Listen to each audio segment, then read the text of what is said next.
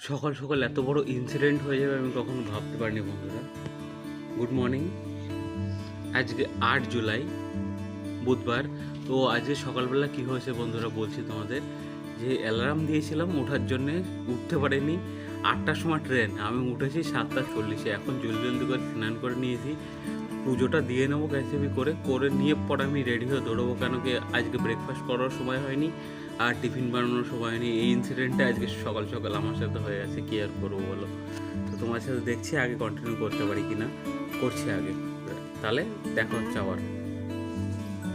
Late তো হয়ে গেছে বন্ধুরা, কিন্তু পুজো না দিয়ে আমি কখনো যাই না, তো পুজোটা দিয়ে নিয়েছি। শেষ বেশ বন্ধুরা, ট্রেন আসার আগে পৌঁছে গেছে আমি স্টেশনে। এখনও ট্রেন আসতে লেট আছে, দেখি কখন আসে, ওয়েট করে নিই একটু। আজকে একটা মারপিট হয়ে গেল ট্রেনের মধ্যে। কেন হলো সেটা তোমাদের বলছি। যে যারা যারা ওয়েস্ট বেঙ্গলে থাকো তারা তো জানো যে বারুইপুরে একটা ইনসিডেন্ট হয়েছে, ছোট একটা বাচ্চাকে 4জন মিলে ধর্ষণ করেছে। আমাদের সিএম যে আছে সে তো স্টেপ নেবেই, তো সেই নিয়ে কথাবার্তা হচ্ছিল। তো একজন মুসলিম, আমি কোনো ধর্মকে এইসব যারা করে তারা কোনো ধর্ম থাকে না, ভাবো তাদের কোনো ধর্মই নেই।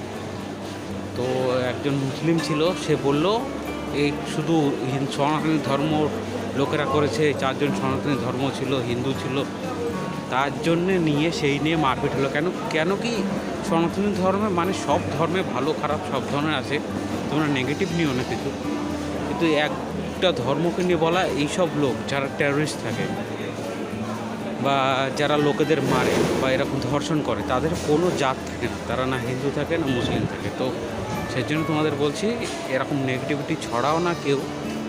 যা হবে গভর্নমেন্ট থেকে স্টেপ নিচ্ছে, তো গভর্নমেন্টের উপরে ভরসা করেছে।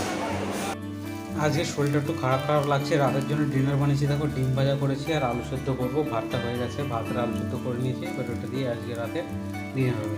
চলো বন্ধুরা, টাটা, তাহলে কালকে আবার দেখা হচ্ছে।